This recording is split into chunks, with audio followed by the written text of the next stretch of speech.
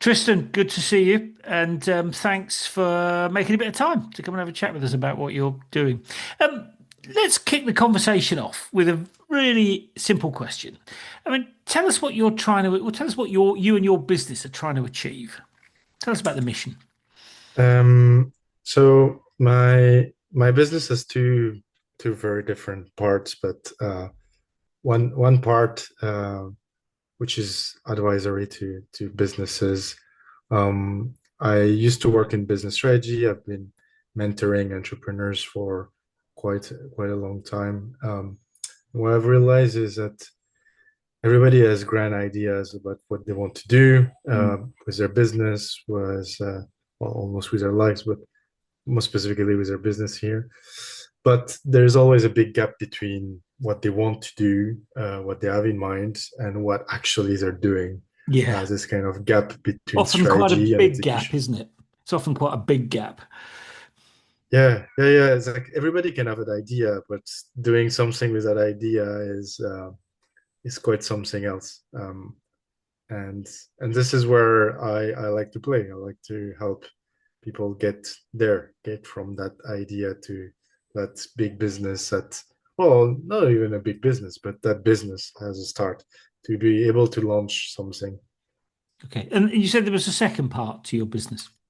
Yeah, the second part, which is fintech review, which was born out of passion for innovation financial services, and initially started as a blog, and now is a media platform that has quite that scaled over the years, and I'm trying to scale it even more.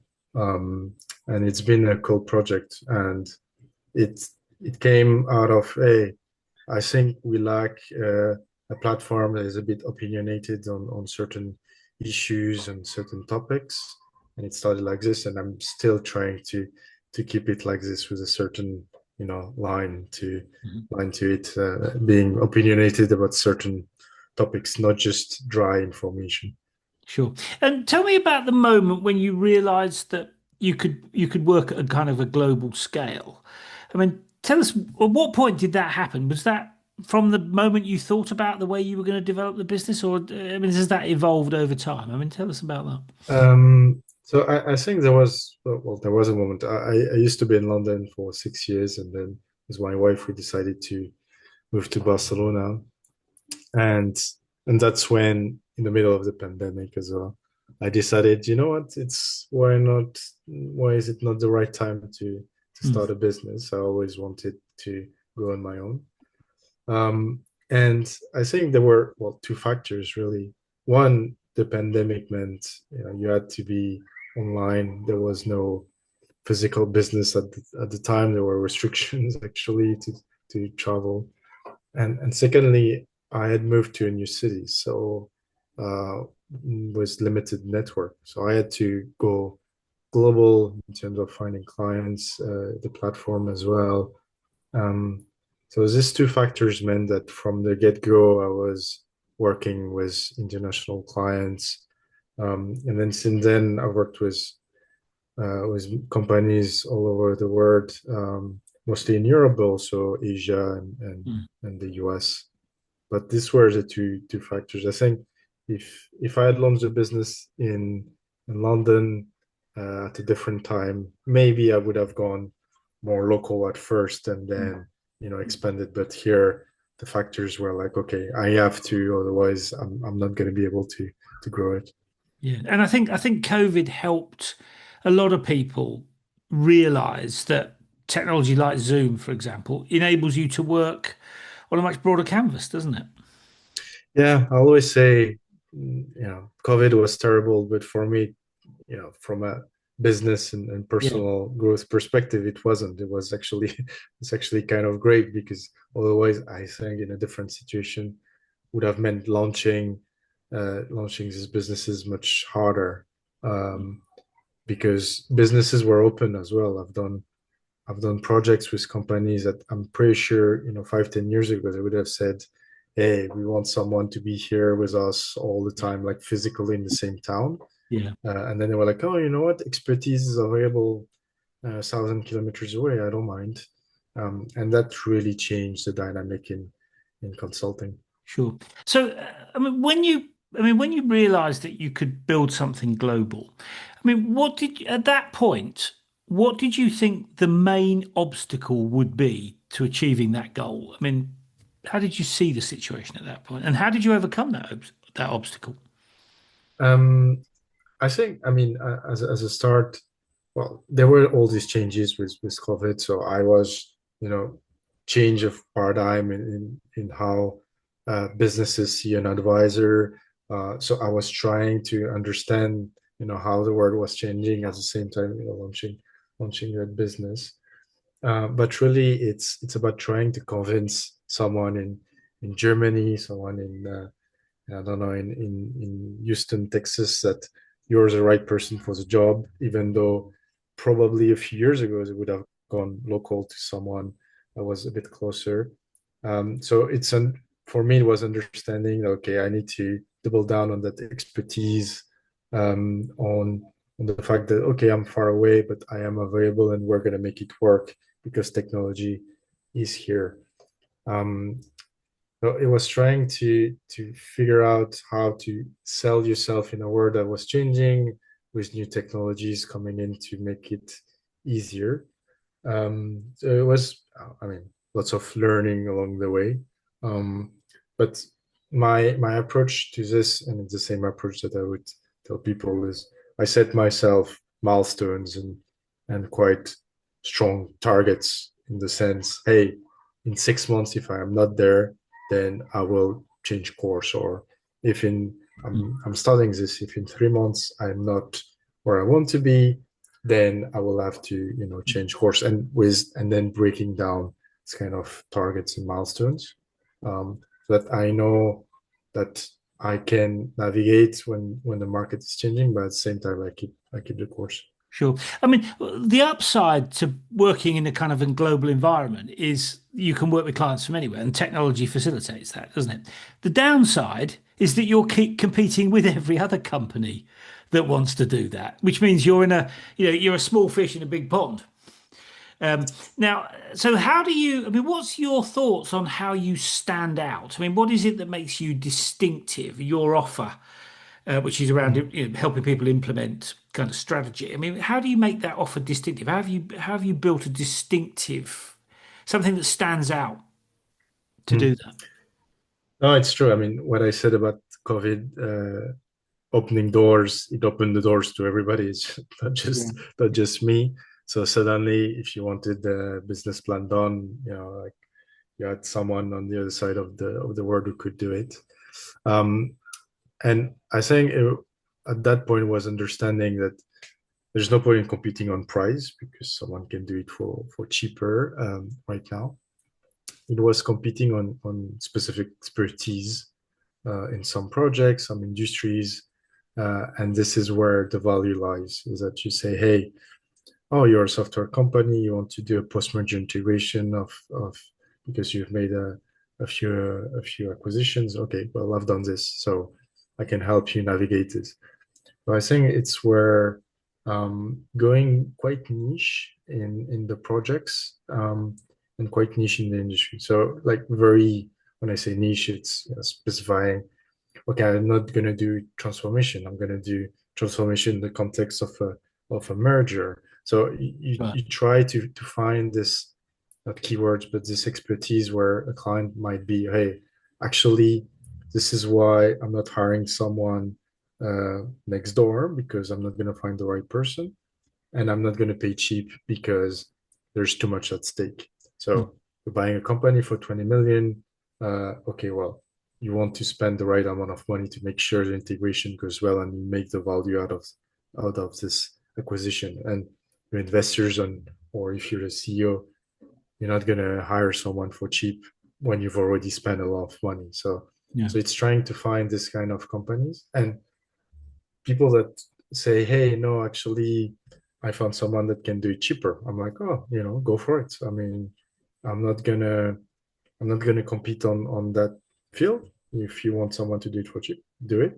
And then usually people respond well to this kind of, in my experience, to this kind of speech because they're like, okay, well, and if they don't, then they're really not not the kind of Not the people I right want. client, are they? No, no, Mm. that's right. They've got to, if they don't understand the value that you're going to create, they're not the right client.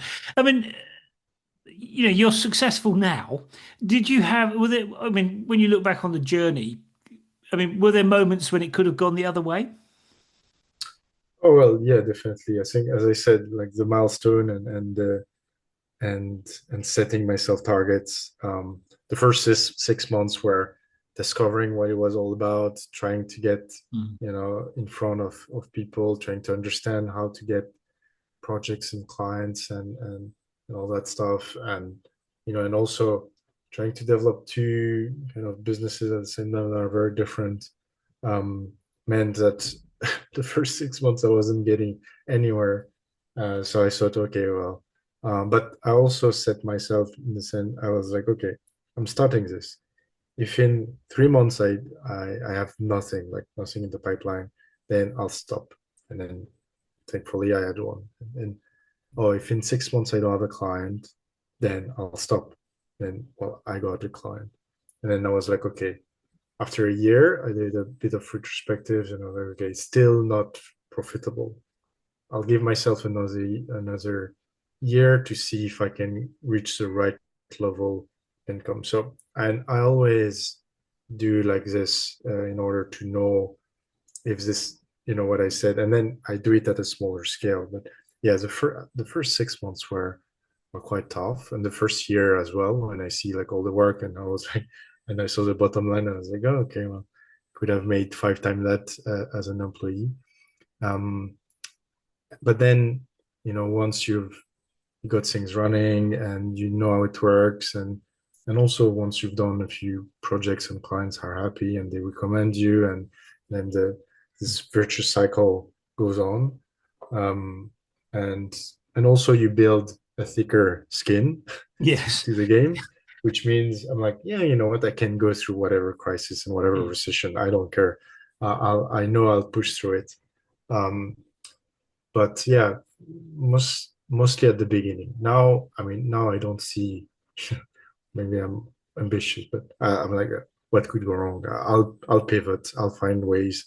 I'll get in front of people. Yeah. Um, so I think it's maybe this thicker skin and hungrier. Um, I don't know. Like And, it's a bunch of things, I guess. and where would you say you're at now? Um, I think I'm in a good place.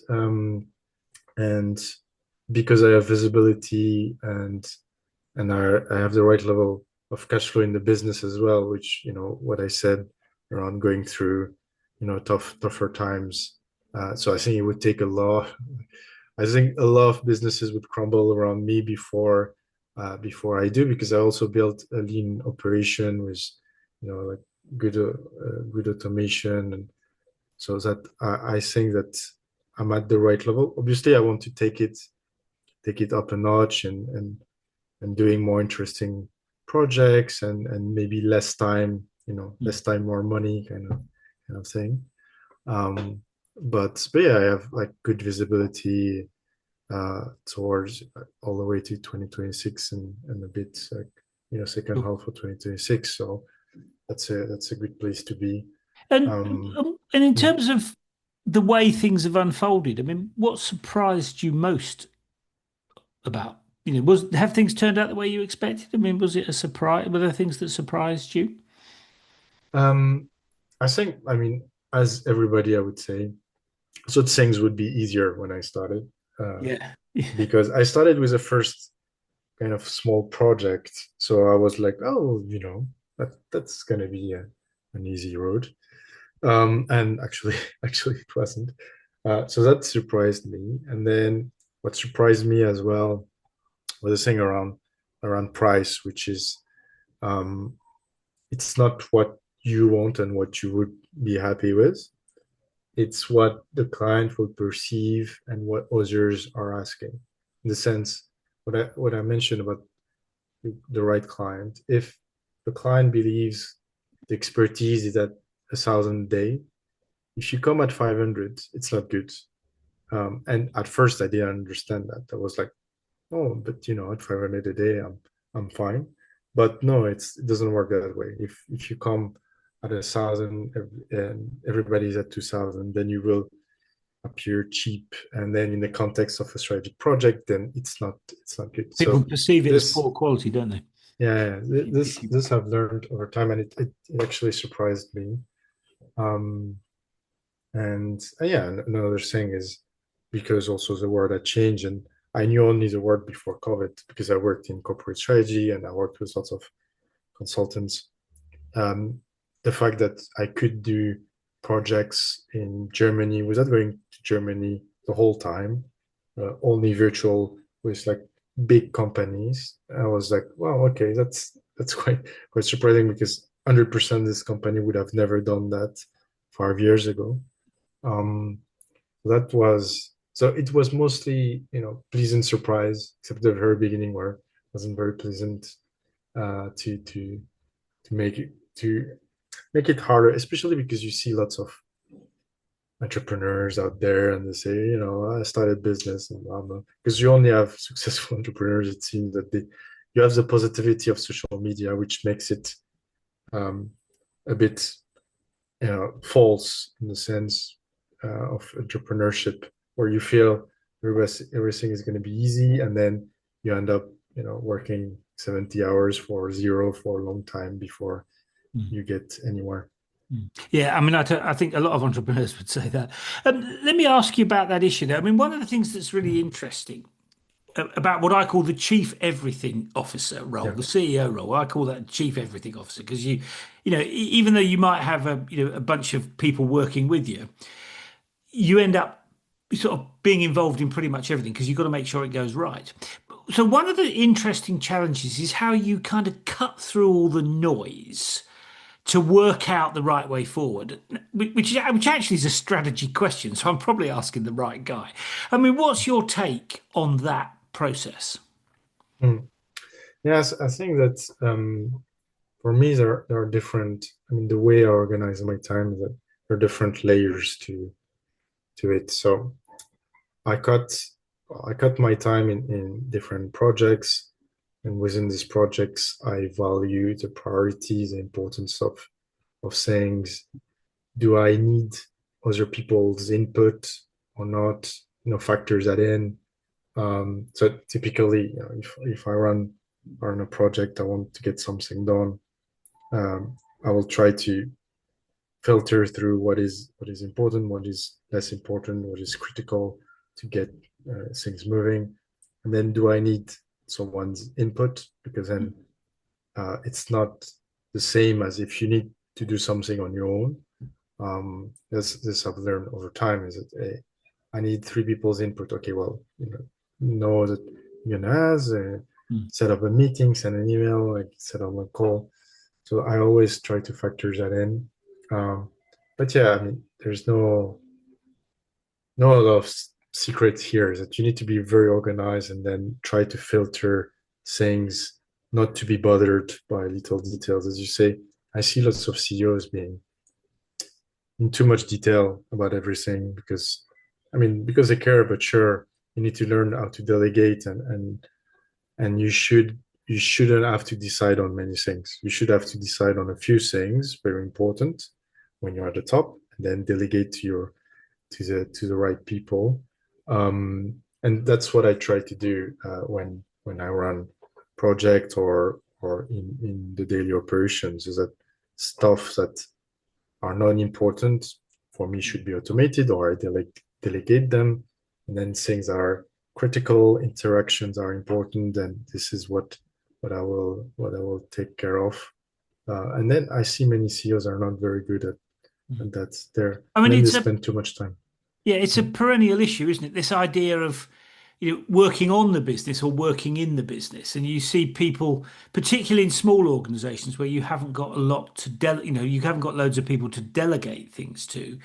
You end up getting tangled up with all the detail. It's very difficult sometimes to stand back, I think. I mean, I see that as a challenge for an awful lot of people because it's very easy to say stand back and work on the business. It's much more difficult to do when you've got very pressing operational priorities, stuff that has to get done, and you've got to do it, or you've got to make sure that somebody else does it. I mean, it's a really interesting challenge that I think. Mm. Yeah, yeah. I mean, you need to learn to trust other people, which is not Yeah. always easy. And then even if they make mistakes and errors, it's not doesn't mean that you should take back and get involved again. It's just you need to let them learn and get better at it because you're freeing time. And if you want to scale, at some point you need to learn how to do this because it's all great. Hey, yeah, I do all the interviews of all the people that we hire. Okay, but is there something better to do? Or I talk to all the suppliers, or I make all the payments. Yeah, but at some point you need to learn, to let go, which is not so easy. And then you need to make it clear, because I see also organizations which try to do this, but then the CEO kind of let it get involved and get copied on emails and so on. Like, no, you need to cut this because you spend too much time and then you don't have time to like take a step back and have this big picture, which is what you need as a CEO, is that people need to look up to you and see where you're going while they do their jobs.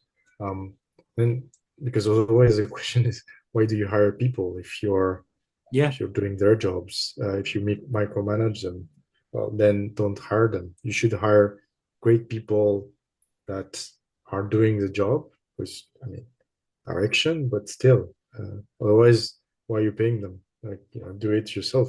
But Yeah. then you're not gonna have And time to do other things. yeah, no, I mean I agree with that. Like, it's easier to say than do is my point about that, but I agree with you. And what was it? Who was a who was an influence on you as a leader in terms of how your leadership style has developed? Um, yeah, I think that, I mean, I wouldn't say one person in particular. Uh, I usually tend to see qualities in people. Um, in the sense, I see like one CEO doing some stuff well and then other things not so well.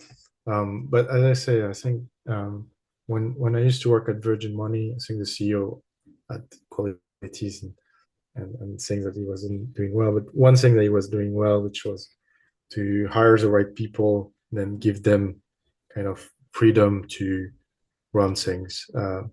And that's the point, is that you want to hire, superstars or whatever, or you want to hire the best people, then you need to let them do what you hired them to do, and not being bothered by the little operational details. Um, and so this is something that I always try to do, which is you set up the right team. So, if I come in and then I set up a team for a specific project and I have 10, 12 people or more, then I will make it clear, hey, you are in charge of this, you're in charge of that. And let's touch base, but then very short because I want to be in the detail. I don't want to be in the detail. I want to know things are running. I want to know there are no issues. If there are issues, just tell me and then we'll fix it. But and I always tell people, I'm like, no, I mean, don't tell me. I don't need to know, what's going on. I just need to know it's going on, and then I trust you to do the right thing. So it's this kind of leadership style, which I think I've seen. I do believe that Jeff Bezos, uh, maybe in the later years, this thing, he said that you shouldn't have too many things to decide on a day-to-day basis. You should have like a few big things to decide, and then the rest doesn't come to you. Um, and this is the style that I think is important if you want to scale, uh, and especially if you want to remain at the strategic level, not get bogged down in the operational stuff. Well, I mean, I again, I agree with that. I think a lot of people would agree with that. I mean, I call it kind of trust and verify. So you trust people to get on with things, but you check it's been done because you've got to Mm. make sure things have happen. But let me ask you about when things go wrong. I mean, get a good team on board. I get that. Focus them on the right things. I get that. But we all know stuff goes wrong sometimes, doesn't it? It just does. I mean, what's your take on kind of managing people through those difficult situations? Because often your teams are quite disparate, aren't you? I mean, you bring in contractors, you've got people all over the place working on different parts of the project. So it's not as if you're all in the same room 8 hours a day. It doesn't kind of work that way, does it? Hmm. How do you motivate people when things are difficult? I mean, I always try to focus on the solution rather than the problem. Because I mean, like when things start to be blame game on, hey, well, the system is offline or the migration didn't go well, and then it starts to be, oh no, it's this guy, no, who should have done it? And I'm like, okay, let's focus on how we solve this. And of course, it's important to know what happened, sure, but you spend 5 minutes and then you focus on how to solve it. So you kind of bring everybody to that direction instead of looking back and then okay, Mm, let's figure out how we can solve it so they have everybody has the same purpose, which is finding a solution and being more in the positive of finding a solution rather than negative of this was a problem that led us where where we are. Because as you say, I mean, things always go wrong in the sense that you can plan as much as you can. um, Things will always kind of go wrong. But if you focus on the solution, then as a start, you always will have a good spin on the project because you will have these learnings and also keep people motivated in the sense, okay, well, we have to move this like this because external factors, internal factors, but it's fine because we are in the right direction. You always have, like your North Star, your strategy. We're going in the right direction. Don't worry, guys, but we have this problem. Let's find a solution and we keep on track. This is how I tend to do it. Whenever I have issues, there's always issues, and it can be people, it can be systems, but trying to always focus people on the positive and on the solution, so that help them a bit, not being too down. Especially if you're on a good team dynamic, you start to do a blame game. They will do it for everything, mm. and then it will be payback for the time that you went after me because I did something wrong, and then Yeah, I've that seen it, doesn't and really it's just work, does it? yeah. Doesn't really work with Mm. people. Um, let's just move on to. I mean, you're working with clients all over the place. Tell me about going into new markets or new jurisdictions. I mean, some people will say to me, I do a lot of market research. I go to the country. I spend time looking for partners, et cetera, et cetera, et cetera. And then there's other people that say, I just decided I was going to go to America, and that's what I did. I mean, where would you be on that spectrum in terms of, Mm. building relationships with clients in new jurisdictions or building up a footprint in a new jurisdiction, a new country? Well, for me, what I've seen times and times again is that people underestimate how difficult it is to Yeah, enter a new market. yeah. Um, Even if it's close one, oh yeah, we're in the UK, we're going to Ireland, or we're in France, we're going to Spain, and kind of stuff. And then even harder, we're in the UK, we're going to the US. People underestimate the difficulty because the markets might look similar, but there are always differences of market structure, prices, like a ton of stuff and talent. And then when you add a new language, it just duplicates everything.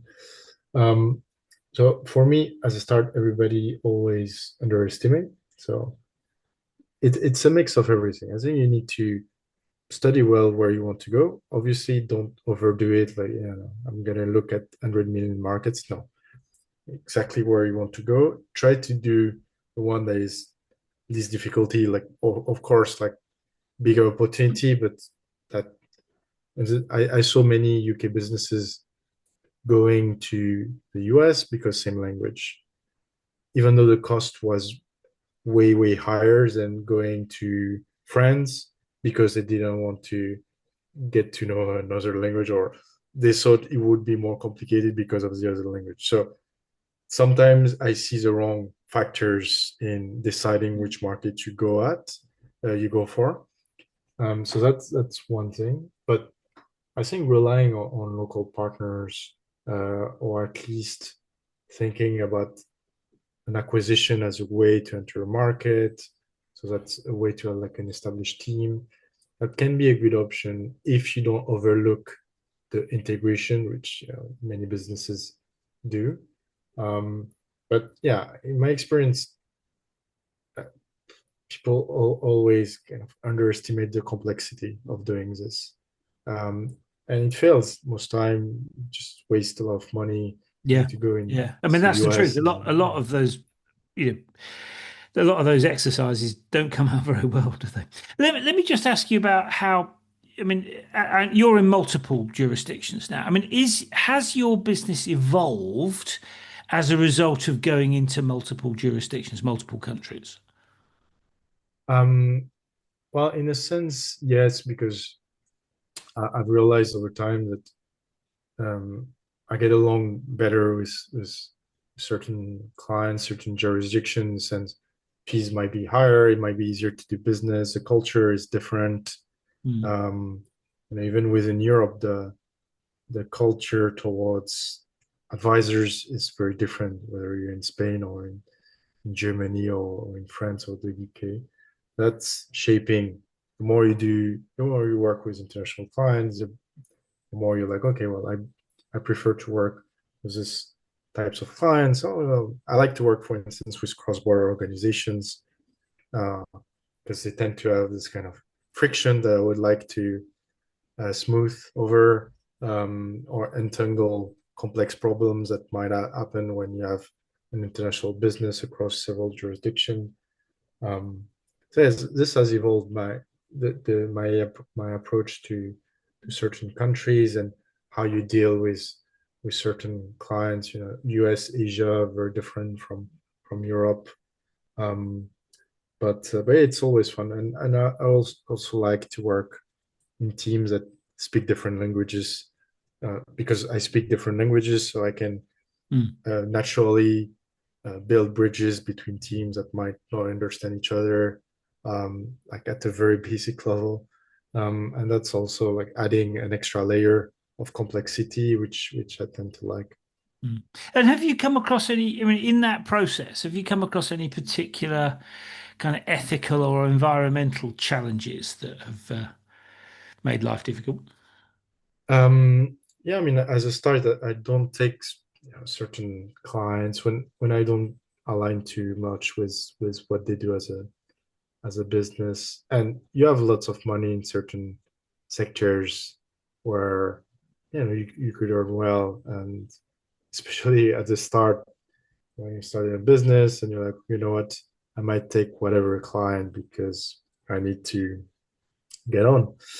But I decided, everything has to do with gambling and casinos and kind of stuff. Where I was like, yeah, that might not be the right fit for me. But I did ask myself, I was like, well, is it, or am I too restrictive? Um, that's always a bit of a challenge. Mm, Um, but then you realize, okay, well, do I really want to do this or not? And then also certain types of projects I don't particularly like to work on, firing people and aggressive cost cutting is kind of stuff that I don't particularly like to do because there's people on the other side. Um, yeah, it happened a few times and it will happen a few more times, no doubt. But that's a kind of line as well at some point, which is what do you want to do with your life? Do you just want to make money, or do you want to make money but still look at yourself and be like, yeah, okay, I enjoy what I do. I still want to enjoy what I do. and it's also about working out what you can do best, isn't it? You Yeah. know, I think working out what you do and don't do is also about, well, I'm good at this thing, so I'll do that rather than trying to do other things, which may not, as you've just pointed out, they may not be, you may not be the best fit for those. And have there been things? I mean, what sort of things have really pushed you out of your comfort zone? I mean, you've obviously done quite a lot of client projects. I mean, what sort of things have pushed you out of the comfort zone? Um, I mean, yeah, a few times as an advisor, you come in and you have to learn from scratch about an industry, in the sense. for instance, I work on this project for a few months, which is SaaS or well, software, including SaaS, but also on premise in public administration. So I thought I knew software and SaaS because I had done project there. Then I come in and I'm like, okay, well, actually I don't know anything about this particular part of the industry. So you have to learn very fast about like the Mm. dynamics. Not that it matters. I mean, it matters because you're doing a project within it, but the approach is similar. I always say it could be a SaaS business or potato business. The day strategy is strategy and integrating a business.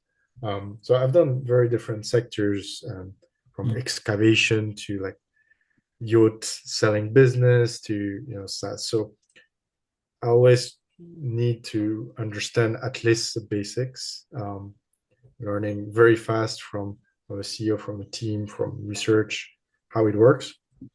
Um, but the start is always a bit like, okay, I'm stepping in something I don't know. And in an organization that you might not know, so you need to understand the dynamics within that as well, which is always interesting. But that first learning phase, and sometimes with short-term projects, like I don't know, a couple of weeks, you need to do this in accelerated over a Yeah. few hours, like Yeah. get on. Um, and then and then another side of like outside of comfort zone is when you step in a country that you've never been before, then you need to learn the codes and the country culture, the business culture that happen in Asia, in China, Hong Kong, and same in Germany. Um, Different style, but same. You do need to understand how things Yeah. I work, mean, uh, yeah, I and mean, that's doing always a business in challenge. Barcelona is very different from doing business in Berlin, isn't it? I mean, understanding those kind of cultural nuances is pretty important. Yeah, it comes with, I mean, the language. It comes from, Mm. um, I mean, the weather. It comes from like so many different things. But for me, it's always quite fascinating.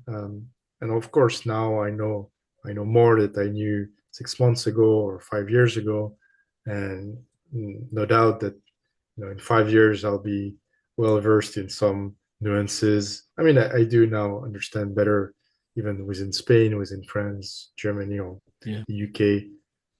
It's not one thing, and then you have the side of the company, and then the industry, and then where it is in the country, where it is in the world. That will change a bit how you approach Sure. things. Sure. And what achievements are you most proud of? I mean, you've done quite a lot of things, I know, because we've talked about them in the past, but what are you most proud of? Um, Oh, I think that I'm still in business is it's quite an achievement in sense because when I started, obviously I thought everything was Yeah, and great, and most then most but then businesses fail, don't they? yeah, so I'm quite proud of like where I got to and the fact that, as I said, I have visibility and I know if I want to, this can go on. And I started a few things, and now I'm doing my PhD, and just like a few days ago, I get the confirmation that I can continue, and um, but I've been able to manage different things and do interesting projects. So it's one big achievement, but that I'm still in business um, is a big one, I'd say, because there were times where I didn't think that it would be the case, and I would go back to being an employee, which is fine. Now also know, like, when I was an employee, I thought, oh, being an entrepreneur is the best thing. Now I know that being an employee is great, being an entrepreneur is great, everything is great. Depends what you want. They're great in Um, different ways, aren't they? yeah, They're yeah, very yeah, different experiences, and it depends on what you want. I mean, if you want stability and clarity about what you're doing, then be an employee. I mean, it's not quite the same as being an entrepreneur, there is it. You often don't have that stability, certainly in the early days, and you often don't have that kind of clarity either about what because the game moves on very quickly, I think. So it's a different experience in my view. yeah. I don't look down on any, like, yeah, because execs might have a great life, not such a great life. Entrepreneurs might have great life, not such a great life. I think I've got to understand that the different layers, and also be between what people say and what you might see on social media, and the real life of many people within companies and many people within entrepreneurship. And you often see the 1% on both sides, and you're like, oh, this is great, or you see the bottom 1% on both sides, and you're like, oh, both sides are crap. And now I got more respect for either sides, and I think it's fine. But yeah, my saying my greatest achievement is this, and also now uh, trying to balance it with a family life. It's also, well, I'm trying. I would say it's not an achievement yet, but I'm still trying to make it work. Let's say. Yeah, yeah. I think that's probably one of those things that doesn't go away, does it? It's always something to keep you occupied with. And if you're starting again, is there anything you do differently? Um, yeah, I mean, I'd say I I'd be less confident at first, and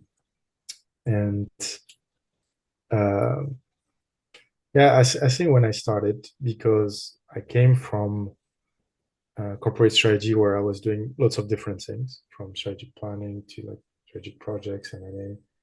So when I started, I was like, oh, I can do everything, um, which wasn't great as a value proposition, because if you can do everything, you can do nothing, kind of thing. So it took me time to realize that it was much better to go niche and to go after certain clients, and to wait for the right client, for the right project, and saying no more often in order to build that.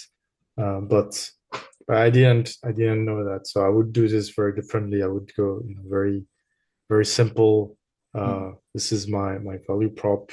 I'm going after this type of clients, and this is what I would do differently, um, for that part. Um, and yeah, I think for fintech review, it's a different thing, which is wasn't a business before. So um, I didn't think that it would be a business at all. I was like, oh, it's a cool passion. So, and then it evolved to being an actual business just out of discovering the industry, really, realizing that there was some value that I didn't see was there. So everything was ads. Then I realized actually B2B partnerships were a big avenue, and then that I'm exploring much further now.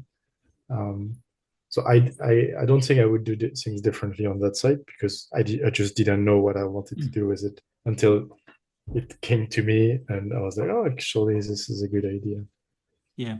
Let me ask you one final question, which is not so much about you and your business, but the industry. Now, I know fintech is a fast moving world. I mean, I've spoken to a lot of people in that world. It's pretty quick. It's moving pretty quickly. But and AI. My guess is AI is going to make it move even faster. Would be my guess. What's your take on the way that the fintech industry, fintech sector, is going to evolve in the next few years, given what AI is doing, which is enabling it to process vast quantities of data really quickly, isn't it? I mean, that's something that humans can't do. I mean, what's your take on the way it's going to change? Any thoughts? Um, so I've seen the industry changing quite a lot since I started working in 2014, and I've seen the industry go through waves of innovation and new technologies. Blockchain came in, and then there was a wave, post financial crisis. A number of fintech companies started, and then they scaled really. The Revolut and the visible layer, and then there were all other layers like Stripe, other layers that we don't see, or the consumer doesn't see, but as a business you do see. So I think the more technology, especially AI, you will see more automation come in. However, um, financial services is a weird beast in the sense you can automate certain things, but other things, the regulator will not let you automate that easily. Um, so you can automate to a point a credit decision, but you will have to explain it somehow. You can automate some investments, however, you need to explain to the people how it works. So you're in an industry where you can go as far as the law will let you go, which makes sense. Is that we've seen as well what the markets can do if you just do lots of complex stuff that no one understands, and then eventually it blows up. So the problem is if it blows up with people's money, then no one will be happy. And then even if people kind of you tell them, hey, why don't you invest with AI? It's all going to be automated. They will do it.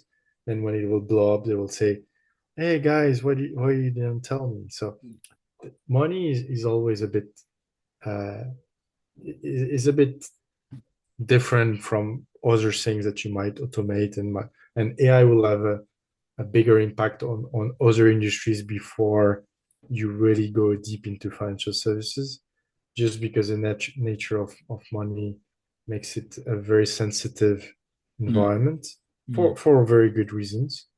Um, but I do think that it will change a few things, and but more generally, I see lots of businesses just discovering automation with AI, Yeah. which was there already, but just suddenly it's like, oh yeah, I could do this with AI. Like, yeah, you could do it before with just a Yeah. simple automation, but now it's like, oh my God, I can build an automation to send email. Yeah, it's been here for 20 years. Welcome to the club. But I do think that many processes can be automated. You still have stupid stuff, but at the same time, we're still in this hype phase where Mm. AI is everywhere, and suddenly you're supposed to do everything with AI, and I'm like, well, okay, let's And calm how down. are, how We are don't. you how are you using it within your business? I mean, in terms of the kind of project delivery stuff that you're doing for people. I mean, how does AI shake down in that environment?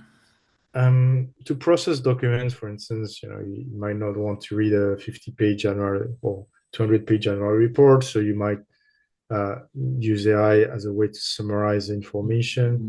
Mm, Um, you might use AI, for instance, to pull from different feeds in order to know which company has done uh, whatever. Instead of doing a Google research, actually, you can build a script using AI in order to pull information from various sources. But it's just for me, it's good as a way to synthesize information. But mm, then what I'm gonna do with that information, it's still for me to do. Like it's not gonna do it for me. mm, And I always use examples that we pay CEOs a lot to take this to make decisions to decide like I'm gonna go to that market based on the information they have. Now it might be better, but they're still getting paid to make that decision. yeah. It's the right one, it's not the right one, it doesn't matter. um, and I think you can you can do complex stuff now, and it's great. But you also need to know what you're asking and know what you're doing, in a sense. I have sometimes students using it, and I always tell them, because I'm a visiting professor, so tell them use AI. I mean, I encourage you to do it, but you need to know what you're asking, because if it's not giving you the right answer, or if it's Mm, giving you the wrong output, if you don't know, then you don't know, and then you're going in the wrong direction for a very long time. And this, I see it also a lot within companies where I'm asking a question, they give me an answer that is obviously coming from AI, and I'm like, this is not what I'm asking you. I'm asking you how you're going to do it for that business or that particular task. yeah. Yeah. No, absolutely. I mean, I think it's going to be an interesting few years, would be my take on it. I can't really make any strong predictions, but I think it's going to be an interesting few years. Tristan, thank you for sharing that story. I mean, I've worked in that industry, in the kind of consultancy project management world. I mean, it's a fast moving, very interesting world. I learned a lot. I mean, I haven't been in that world for a few years now, but I learned a lot. That's very interesting, and it's interesting seeing how you're doing it on a global scale. So, thank you for taking a bit of time to share that. I'm sure people will find it interesting, and good luck with whatever you're going to do next. Thanks for the chat. Um, what I'll do next is, well, I'm wrapping up a few projects and I'll go on paternity leave for a few months. So that's my next big project. But then, 2026 should be interesting. A few things already lining up, so looking forward to it. Good stuff. Right. Well, let's keep in touch. I'll see you soon. All right. Thanks for having me. Cheers, Tristan. Bye bye.